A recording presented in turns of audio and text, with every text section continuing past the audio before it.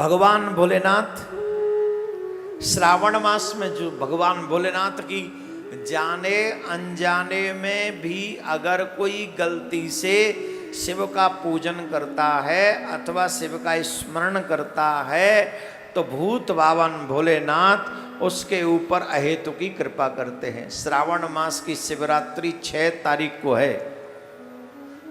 क्या तारीख को है? जोर से बोलो। 6 तारीख को 6:28 से शुरू हो रही है शिवरात्रि, 6 तारीख को, और 7 अगस्त शाम 6:36 तक रहेगी। तो इसका मतलब है विशेष रात्रि तो 6 को ही मनाई जाएगी, क्योंकि रात्रि तो 6 को ही पड़ने वाली है। 7 अगस्त को तो रात्रि पड़ने वाली है नहीं। अब प्रश्न उठता है, शिवरात्रि का कोई विशेष महात्म्य है क्या? बहुत बड़ा महात्म्य। शिवरात्रि को अगर एक बेलपत्र अनजाने में भी चढ़ गया शिव जी के ऊपर आपके हाथ से, आप कल्पना नहीं कर सकते उसका कितना फल है। एक कहानी, एक कथा है शिव पुराण में, और बड़ी सुंदर कथा है।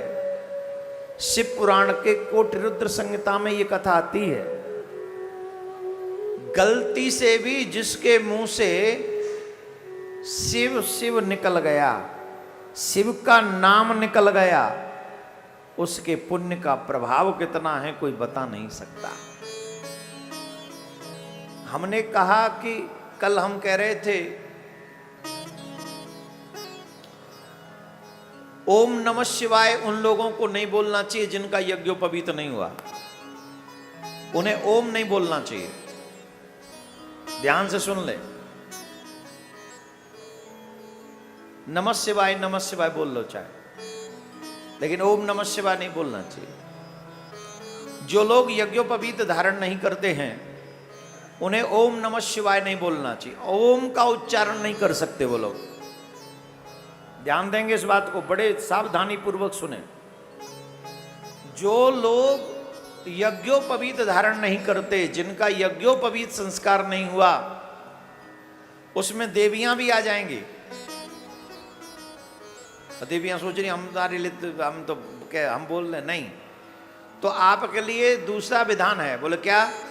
नमाय आप जो बोल सकते हैं नमः शिवाय या शिवाय नमः, शिवाय नमः भी आप बोल सकते, लेकिन ओम नमः शिवाय ओम नहीं बोलेंगे आप। ओम जो है प्रणव है, और प्रणव का उच्चारण विधान के साथ किया जाएगा, बिना विधान के नहीं। इसलिए जो शिवलिंग बना रहे हैं, देखो हम जितना पढ़ते जा रहे हैं उतना ही तुम्हें बताते चले जा रहे हैं। जितना गुरु कृपा से हमें प्राप्त हो रहा है हम तुम्हें शेयर कर रहे हैं। हमारा नहीं है, वेद व्यास जी की उच्चिष्ट है। वेद व्यास जी ने दिया और हम तुमको शेयर कर रहे हैं। गुरुदेव ने दिया, हम आपको शेयर कर रहे हैं। तो जो पार्थिव शिवलिंग बना रहे हैं वो नमः शिवाय ओम नमः शिवाय न बोले, नमः शिवाय बोलते रहे और करते रहे, बढ़िया रहेगा।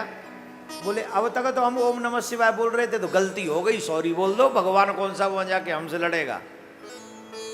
अब जब हमें बोध नहीं था तो हमने वो बोल दिया, और अब जब बोध हो गया, जब हमें पता चल गया, तो हम ये भगवान से कह दे कि मालूम नहीं था, I am sorry God, Lord Shiva, I am sorry, please हमको माफ कर दीजिए। बोला बाबा कर देंगे, वो बोले हैं, बहुत बोले, 1 सेकंड में क्षमा। तो श्रावण मास की जो शिवरात्रि आ रही है, इसका बहुत बड़ा महात्म्य है, बहुत बड़ा।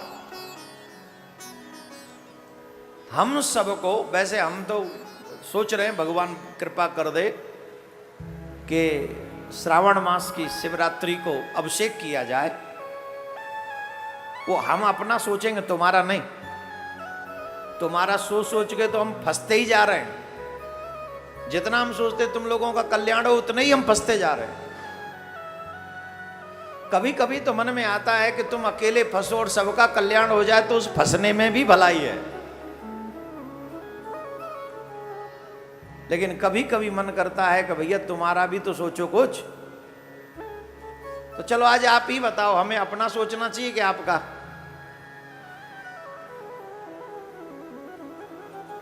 नहीं बताओ, कहते हैं ना दो में से एक को चूज करो, तो बताओ हम क्या करें? दोनों का? हाँ मोस्टली वही बोला, हमें भी छोड़ो मत और खुद के बारे में कभी कभार सोच लो। तो उसके लिए बढ़िया है जब भगवान भोलेनाथ कृपा करेंगे, हम कार्यकर्ताओं से निवेदन करेंगे, अगर क्योंकि विसर्जन भी शाम को होना है, जब जितने भी पार्थिव शिवलिंग बनेंगे फिर उनका विसर्जन होगा, उसके बाद रात्रि में फिर कहीं अभिषेक होगा। तो ऐसा कुछ करें कि आपका और हम सबका कल्याण हो सके, ये हमारा कार्यकर्ताओं से निवेदन, और जो सुविधा हो सके देखें। तो हम कहाँ थे? शिवरात्रि वैसे तो हर महीने में आती है, हर एक महीने में शिवरात्रि होती है, पर विशेषतः श्रावण मास की और जो प्रॉपर शिवरात्रि है वो बहुत महत्वपूर्ण है। श्रावण मास की शिवरात्रि, इस दिन जाने अनजाने में किए हुए सुकृत अथवा बोले हुए शिव नाम अथवा किया हुआ शिव पूजन कितना बड़ा प्रभावी होता है, उसकी कथा शिव पुराण में आती है। संयोगवश हुए शिव पूजन से चांडाली का भी कल्याण हो गया। कैसे? बड़े ध्यान से सुनो। नैमिषारण्य में सौनकादिक ऋषियों ने सूत जी महाराज से कहा, सूत सूत महाभाग धन्यस्त्वम सेव सत्तमम। हे सूत जी महाराज आप धन्य हैं, हे महाभाग आप परम सेव हैं, अतः आप धन्य हैं। हे विभो कृपा करके हमें, वो चांडालनी कौन थी, उस चांडाली का कल्याण कैसे हुआ, कृपा करके हमको बताइए। देखो कई लोग दुखी होके बना रहे हैं शिव जी, इतने दुखी हैं कि मानो इस जन्म में इन पे सबसे बड़ी संकट आन पड़ी है। शिव जी मानो इनसे बदला ले रहे हो कि तुम मेरा निर्माण करो, हैं? जितना मल रहे हो ना उतना ही तुम्हारा मैल पवित्र हो रहा है, ये याद रखो। जितनी बार घिसोगे हाथों से और ज्यादा मत घिस देना कहीं। जितने पार्थिव शिवलिंग बना रहे हो उतने ही पवित्र होते जा रहे हो। पार्थिव शिवलिंग निर्माण से व्यक्ति पवित्र होता है। तो इस कथा में आप तो जानबूझ के कर रहे हो ये कार्य, लेकिन अनजाने में किया हुआ ये कार्य कितना बड़ा लाभदायक हुआ, जरा सुनिए। वो चांडाली कौन थी, कृपा करके उसकी कथा हमें सुनाइए। सूत जी बोले, हे ब्राह्मणों, सुनने वालों की भक्ति को बढ़ाने वाली तथा शिव के प्रभाव से मिश्रित उस अत्यंत अद्भुत कथा को आप लोग भक्ति पूर्वक सुनो, क्योंकि भक्तों की कथा सुनने से हमारी भक्ति बढ़ती है। पूर्व में जिन लोगों का कल्याण हुआ है उन्हीं लोगों का वृतांत अगर हमारे श्रवणों में पड़े तो हमारा कल्याण होता है। हमें नई राह दिखाई पड़ती है, नए मार्ग का दर्शन होता है। मात्र 2 बार शिव शिव बोलने का क्या लाभ था? मात्र 2 बार। सुने, वह जो चांडाली थी पूर्व जन्म में सभी लक्षणों से संपन्न तथा चंद्रमा के समान मुख वाली सोमनी नाम की ब्राह्मण कन्या थी। सोमनी नाम चंद्रस्या सर्वमंगल सर्व लक्षण संयुक्ता, बड़ी सुंदर थी, ब्राह्मण की पुत्री थी, सारे गुणों में संपन्न थी, बहुत श्रेष्ठ थी। वो ब्राह्मण कन्या थी, सोमनी नाम से उसे जाना जाता था। सोमनी धीरे धीरे बड़ी होने लगी। एक निश्चित आयु हो जाने पर एक ब्राह्मण के साथ में उसका विवाह कर दिया गया। सोमनी बड़ी सुलक्षणा थी, भजन करने वाली थी, शिव का सोमनी नाम था उसका। लेकिन विधाता की लीला को तो विधाता ही जानता है, कोई और नहीं जानता। हे ब्राह्मण श्रेष्ठो, तदनंतर नवीन यौवन शालिनी, वह उत्तम व्रत वाली सोमनी पति को प्राप्त करके उसके साथ सुखपूर्वक रहने लगी। ये कार्य कुछ दिन चल ही रहा था कि कभी कभी जीवन में एक बहुत विशाल काय दुख का पहाड़ टूट पड़ता है। सोमनी का वो नवयुवक ब्राह्मण पति जो था वो रोगग्रस्त हुआ, कोई रोग उसे लग गया और उस रोग के लग जाने पर वो उस रोग से निवृत्त न हो सका, रोग से उसे मुक्ति नहीं मिली, अपितु रोग के माध्यम से उसे मुक्ति मिल गई, वो मुक्त हो गया, मतलब वो समाप्त हो गया। भरी युवा अवस्था में सोमनी विधवा हो गई, भरी जवानी में। और ये दुख छोटा दुख नहीं होता है, ये दुख बहुत बड़ा दुख होता है। भरी जवानी में आजकल इसका विशेषण नहीं किया जा सकता है, वैसे शास्त्रों में प्रमाण है कि रामायण मानस की चौपाई कहती है, विधवा होए पाए तरुणाई। भरी जवानी में विधवा कौन होती है, इसका वर्णन रामचरितमानस में है। जो अपने पति के विरुद्ध आचरण करती है वो भरी जवानी में दूसरे जन्म में विधवा हो जाती है। मैं क्षमा चाहता हूं, ये बात मैं नहीं कह रहा हूं, अब यही बात पुरुषों पे भी लागू है। वो विधवा हो जाती है, वो विदुर हो जाते हैं। भरी जवानी में अगर पत्नी साथ छोड़ दे तो उतना ही बड़ा दुख पति को भी है। पति पत्नी एक जोड़ा है और उस जोड़े में ही जीवन व्यतीत होता है। जैसे गाड़ी में 4 पहिए हैं 4 व्हीलर में, लेकिन बाइक में 2 व्हील है ना, 2 पहिए हैं। जो बैलगाड़ी चलती थी 2 पहिए होते थे, और वो पहिए नहीं होंगे तो वैसे ही जीवन है। स्त्री पुरुष नहीं होंगे संसार आगे नहीं बढ़ेगा। परंतु बहुत दुख होता है जब बीच में ही कोई एक एज हो जाए, 80 70 80 90 साल हो जाए, जब कोई चला जाए तो ठीक है, लेकिन कोई 20 25 साल का ही हो, 30 साल का ही हो और तब साथ छूट जाए तो वो दुखदायी होता है, वो कष्टप्रद होता है। लेकिन ये भी सत्य है, स्त्री हो अथवा पुरुष, ये कर्म का ही फल है।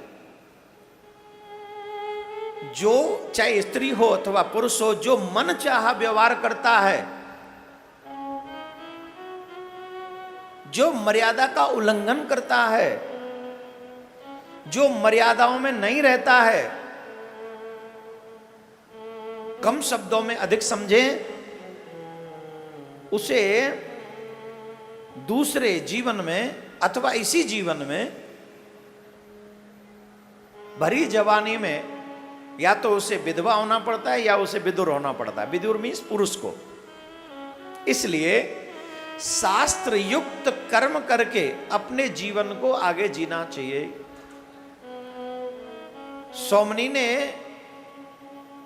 क्या किया इसका उल्लेख तो शिव पुराण में यहां नहीं है, लेकिन इसका उल्लेख है कि वो भरी जवानी में विधवा हो गई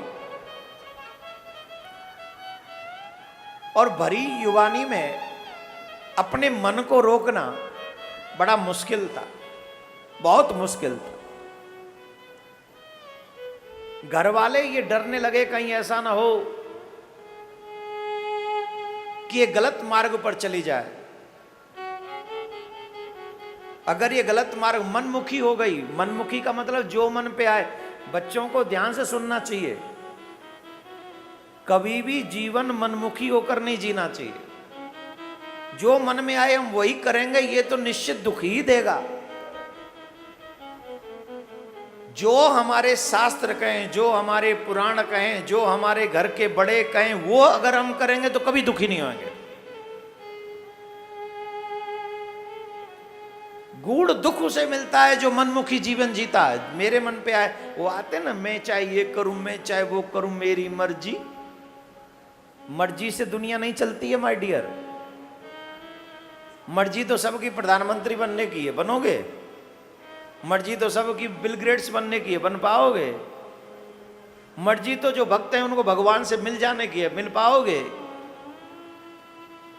बुरे लोगों की मर्जी तो दिन रात पीने की है, कैसे संभव है? और दिन रात तो वो पीने वाला भी नहीं पी सकता। मर्जी के मुताबिक जिंदगी नहीं जी जा सकती। हाँ, मार्ग कैसा है, हमारे महात्माओं ने कौन सा मार्ग दिखाया है, समाज कौन से मार्ग को स्वीकार करता है, अगर ऐसे जीवन जियोगे तो वो तुम्हारे लिए लाभप्रद होगा। वो डर गए कहीं ये मनमुखी जीवन न जीना प्रारंभ कर दे, कहीं इसके मन में जो आए वही न करने लग जाए। तो वो लोग, मैं यहां हल्की सी कोई बात बीच में छिपा रहा हूं, इसलिए आगे बढ़ जाता हूं कि वो लोग उसे घने जंगल में छोड़ाए। जो परिवारी जन थे, उस सौमनी नाम की विधवा स्त्री को भरे जंगल में छोड़ाए, घने जंगल में, और चले आए। अब वो बेचारी भूख से प्यास से तड़पने लगी। वो तड़पती थी, वो रोती थी, वो व्याकुल थी, वो अपने भाग्य पर रोती थी। उसी समय जंगल में रहने वाला एक व्यक्ति उसे अपने साथ में ले गया और उसे अपने साथ में ले जाकर उसे खाने को कुछ दिया। वो खाना खाया, धीरे धीरे उसी के साथ रहने लगी। जब धीरे धीरे उसके साथ रहने लगी, उसके साथ रहने से उसका स्वभाव बिगड़ने लगा। कैसे? वो व्यक्ति मांस खाता था, मदिरा पीता था, और जो व्यक्ति मांस अथवा मदिरा का सेवन करता है वो विचारों में निकृष्ट अवश्य हो जाता है, उसके विचार गिर जाते हैं। मांस खाने से व्यक्ति के विचार, आप जितने भी ड्रिंक करने वाले लोग हैं, रात्रि में पार्टी कौन करता है बताओ? मोस्टली पार्टी में कोई जन्मदिन का उत्सव मना रहा है वो पार्टी नहीं कही जाएगी, विवाह हो रहा है वो पार्टी नहीं कही जाएगी, कोई विशेष उत्सव हो रहा है वो पार्टी नहीं कही जाएगी। जो पैसे उड़ाने के लिए पार्टी करते हैं, नाचने के लिए पार्टी करते हैं, पीने के लिए पार्टी करते हैं, नशा करने के लिए पार्टी करते हैं, और अनाप शनाप अटरम शटरम जो भी है व्हाटएवर, बताइए वो लोग कौन होते हैं? वो होते हैं पीने वाले और खाने वाले। ये काम वो क्यों करते हैं? क्योंकि उनकी बुद्धि भ्रष्ट हो चुकी है ऑलरेडी, पी के, नशा करके, नशा करके बुद्धि नष्ट हो चुकी है। हमारे भारत का कानून भी बड़े गजब का है।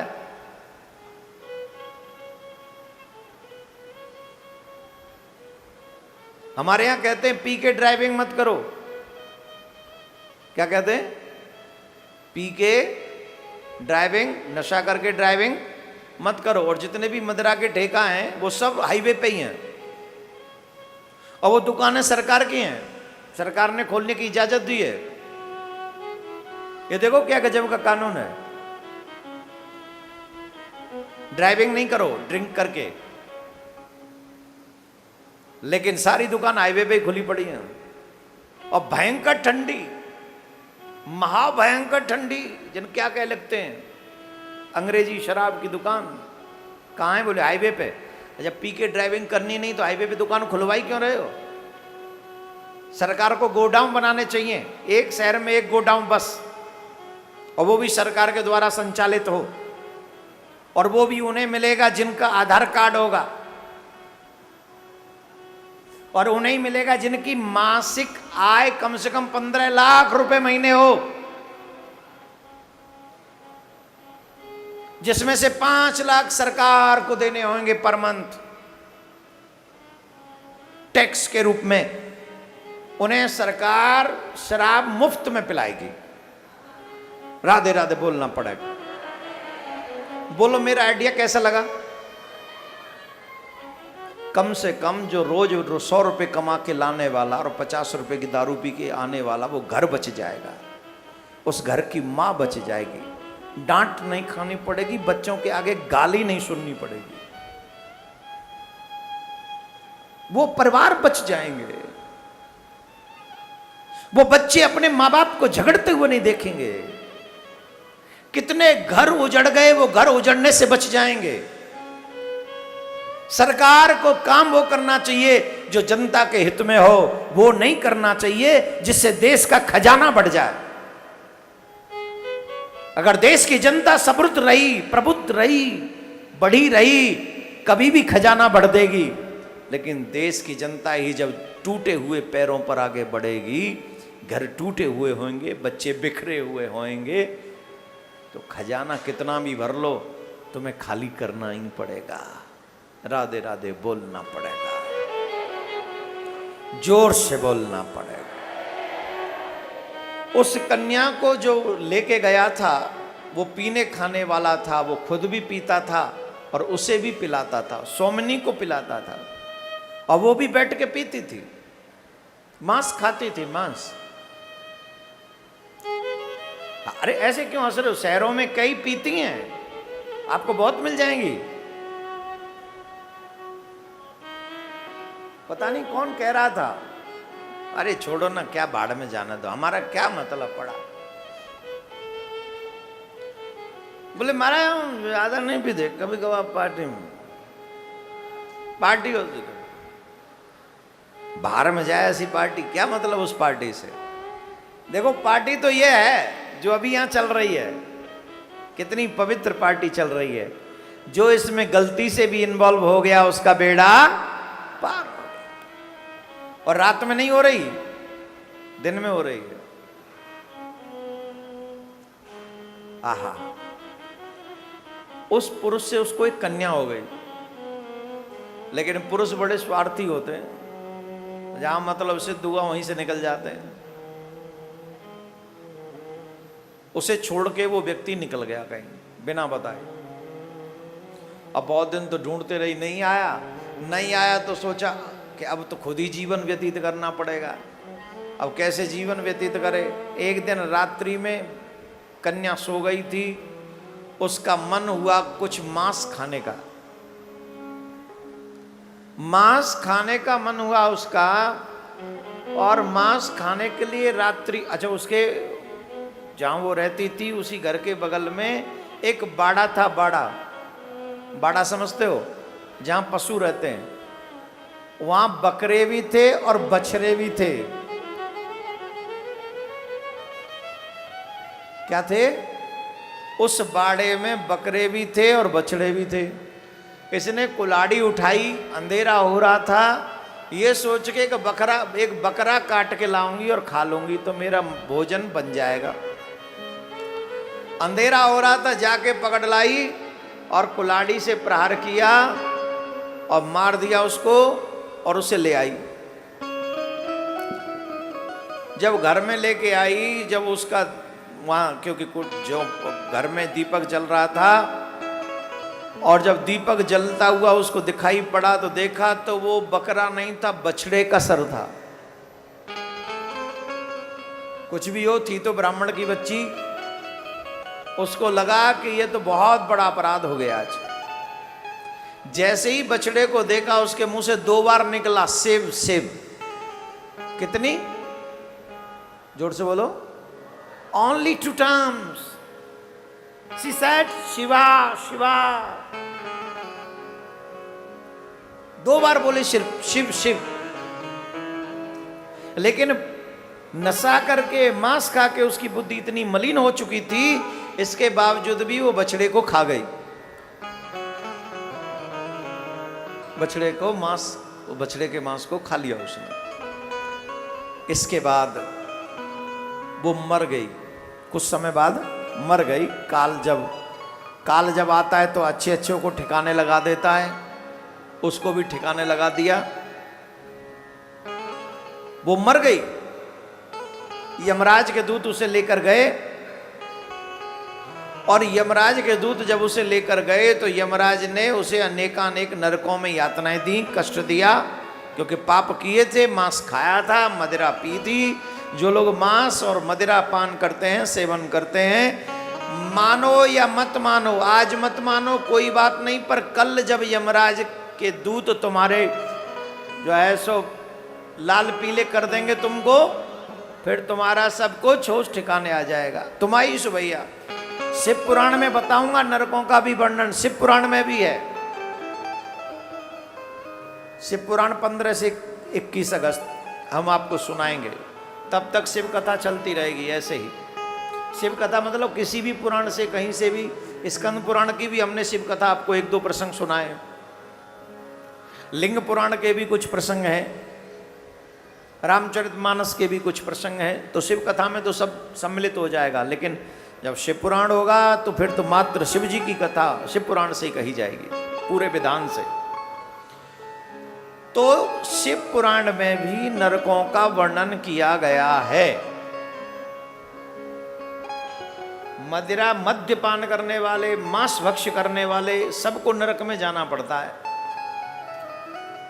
तो उस स्त्री ने भी ये सब किया था, तो उस स्त्री को भी नरकों की यातना देने के बाद उसका जो अगला जन्म हुआ वो चांडाल के घर में हुआ, वो भी कन्या के रूप में हुआ।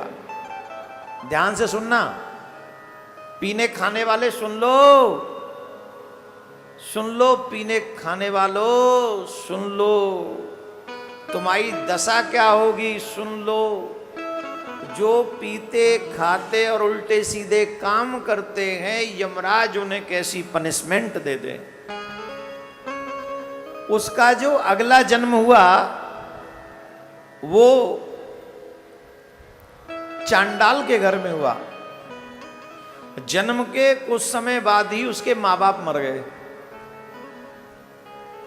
जन्म के कुछ समय बाद ही उसके माँ बापों का प्राणांत हो गया। इतना ही नहीं, वो जन्मांध थी। कैसी थी? दोनों आंखों से अंधी थी वो, जन्मांध, जन्म से ही अंधी थी। और एकदम तवे की तरह काली थी, तवे की तरह। जैसे तवा होता है ना, तवा, समझ गए कि तयो कहूं? इंग्लिश में तय को क्या बोलते हैं? है?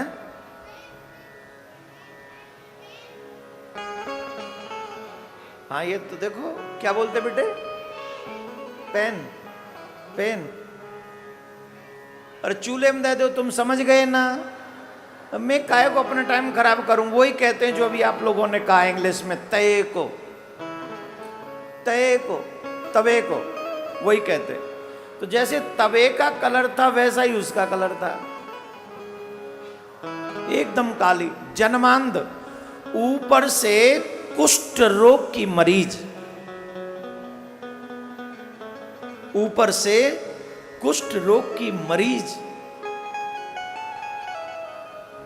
अब जब माँ बाप ही नहीं रहे, उसका पालन पोषण कैसे हो?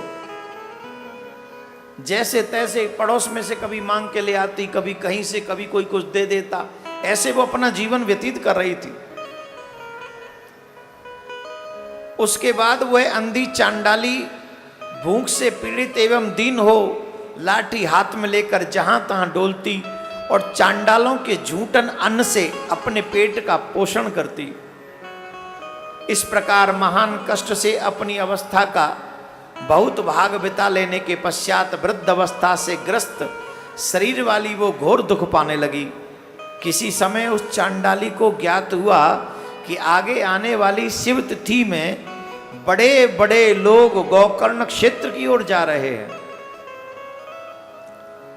उसने कुछ लोगों के बहुत बड़ी भीड़ के जाने का, मतलब एक संख्या थी, एक ग्रुप टाइप, उनके जाने की पदचाप सुनी, चलने की आवाज। तो किसी से पूछा, ये इतने लोग कहाँ जा रहे हैं, ये कहाँ जा रहे हैं? तो किसी ने उसको बताया कि ये जो लोग हैं गोकर्ण क्षेत्र की ओर जा रहे हैं महादेव की पूजा करने के लिए, शिव का पूजन करने के लिए। उस चांडाली को क्या लगा कि मैं इनके साथ चली जाऊंगी, तो ये लोग तो अच्छे लोग हैं, ये अच्छे लोग हैं, तो क्या जब मैं इनके साथ चलूंगी तो मुझे अंधी को, रोगी को, बूढ़ी को कुछ खाने पीने को तो देते रहेंगे, वस्त्र भी देते रहेंगे, इस बहाने मेरा भी जीवन ज्ञापन होगा। वो तीर्थ करने के लिए नहीं गई थी, वो शिव को मनाने के लिए नहीं गई, ध्यान से सुनना, वो शिव जी को मनाने नहीं गई थी, वो तीर्थ करने नहीं गई थी, उसका कोई उद्देश्य शिव को मनाने का नहीं था। बावजूद इसके वो गोकर्ण क्षेत्र की ओर गई। भाव मन में यही था कि ये अच्छे लोग हैं, भक्त लोग हैं, मुझे भी कुछ खाने पीने को अथवा वस्त्र दे सकते हैं। ऐसी भावना के साथ वो भी लकड़ी का सहारा ले लेकर उनके साथ चलने लगी, उनके साथ जाने लगी। महाजनों के साथ में वो प्रार्थना करती, उधर उधर उनसे कहती, इस प्रकार याचना करती हुई उस चांडाली की फैली हुई अंजलि में वो वहां सबसे मांग रही थी, ऐसे कुछ दे दो, कुछ दे दो, कुछ दे दो। ध्यान से सुनना, अनजाने की सेवा भी होती, भगवान स्वीकार कर लेते हैं। वो ऐसे हाथ फैला के मांग रही थी, कुछ दे दो, कुछ दे दो। तो एक शिव भक्त वहां होके निकला। शिव भक्त जब वहां होके निकला तो उसने, उसके हाथ में बेलपत्र थी, उसने कुछ बेलपत्र उसके हाथ में रख दी, कुछ बेलपत्र, और बहुत देर वो हाथ से टच करती रही उसको, ये क्या है, ये क्या है, क्योंकि ब्लाइंड थी, नेत्रविहीन थी, देख नहीं सकती थी, तो स्पर्श से ही पता करती थी कि खाने योग्य है, कि पहनने योग्य है, कि रखने योग्य है या फेंकने योग्य है। वो स्पर्श से पता लगाती थी। तो उस चांडाली ने क्या किया, बहुत देर हाथ से उसे स्पर्श करती रही, क्या है, क्या है, पर उसे स्पर्श करने के बाद पता लग गया कि ये खाने योग्य पदार्थ तो नहीं है। तो जब खाने योग्य पदार्थ नहीं है तो उसका मैं क्या करूंगी। उसने उस बेल पत्र को फेंक दिया, उसने उस बेल पत्र को फेंक दिया। उसके हाथ से छूटी हुई वो बिल्व मंजरी शिवरात्रि के रात्रि में उसके हाथ से फेंकी गई वो बेलपत्र शिवरात्रि वाले दिन वहां पर महादेव जो शिवलिंग के रूप में उपस्थित थे उनके ऊपर जाके गिर पड़ी। चढ़ाई नहीं, गिर पड़ी, हवा में उड़कर पहुंच गई और मां गिर गई उन्हीं के ऊपर। इस प्रकार चतुर्थी के दिन यात्रियों से बार बार मांगने पर भी उस दिन उसे कुछ नहीं मिला। बार बार मांगा, उसे कुछ नहीं मिला। कुछ नहीं मिला तो कुछ खाया नहीं, कुछ नहीं खाया तो चतुर्दशी का व्रत भी हो गया उसका, शिव चतुर्दशी का उसका व्रत हो गया। और एक बेलपत्र उसके हाथ में आ गया था, उसने वो फेंक दिया था, वो उड़ के शिवलिंग के ऊपर जाके गिर गया, तो वो अनजाने में ही शिव की पूजा भी हो गई थी। उसने वो उत्तम व्रत अत्यंत आनंददायक जागरण भी कर लिया था, क्योंकि रात्रि भर वहीं थी, तो वहां शिव जी का नाम गाया जा रहा था, वो नाम भी उसके कानों में पड़ रहा था, स्तोत्रों का भी पाठ हो रहा था। वो तो स्तोत्रों से शोक युक्त होकर धीरे धीरे अपने घर के लिए चल पड़ी, और बहुत समय उपवास करने के कारण उससे अधिक देर चला नहीं गया, मार्ग में ही उसका प्राणांत हो गया। बोलो राधे राधे। चलते चलते जब प्राणहीन होकर गिर पड़ी तो उसने शिव जी की कृपा से परम पद को प्राप्त कर लिया। शिवगण उसे अपने विमान में बैठाल कर लेकर गए,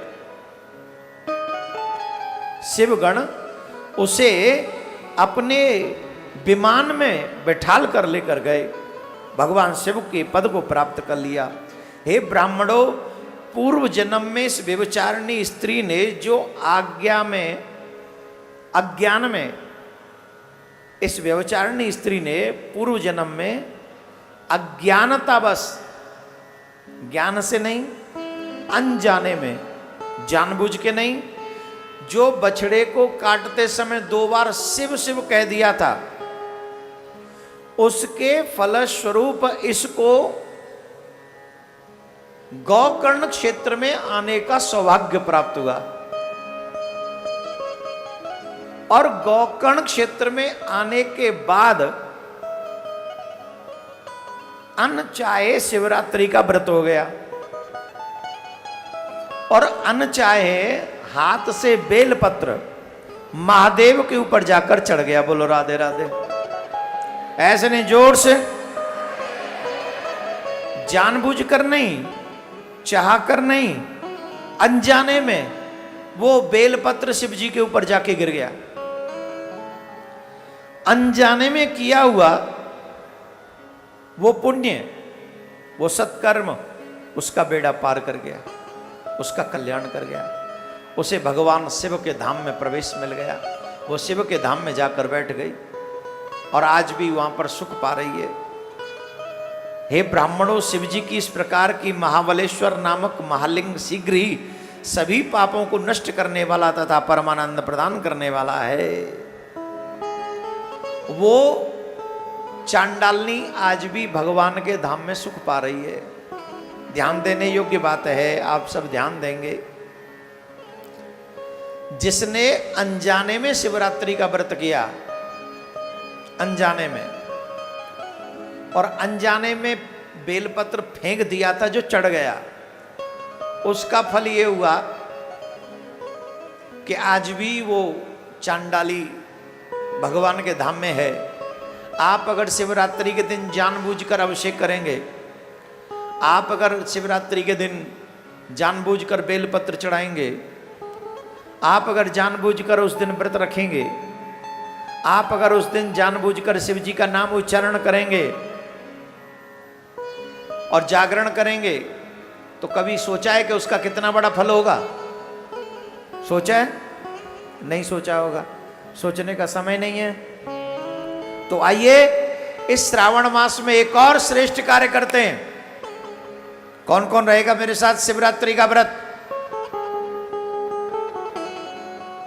कौन कौन करेगा मेरे साथ शिव जी के अभिषेक?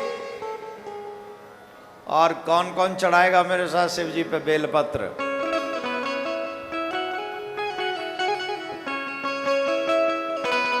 6 तारीख को है। क्या को है?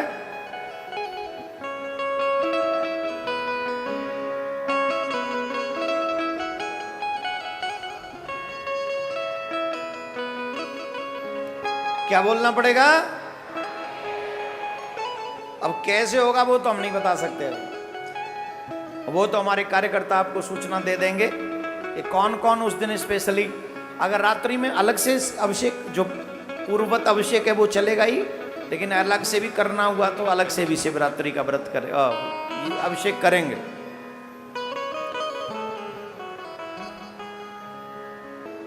शिवरात्रि के दिन हम सबको देखो, एक तो सबसे बड़ा कार्य तो यही हो रहा है कि हम 1.25 करोड़ पार्थिव शिवलिंग बना रहे हैं, वो भी सावन में। और जो जो एक दिन भी इनका हिस्सा बने हैं, एक दिन भी, वो महत्वपूर्ण है। और उनके भाग्य की प्रशंसा देवराज इंद्र भी नहीं कर सकते, इतने सौभाग्यशाली हैं आप लोग। तो आप जो सेवा कर रहे हैं, ये सेवा अवर्णीय है, इसका भला कौन वर्णन कर सकता है। बावजूद इसके हम सबको चाहिए कि हम सब मिलकर अपने भाग्य को बढ़ाएं।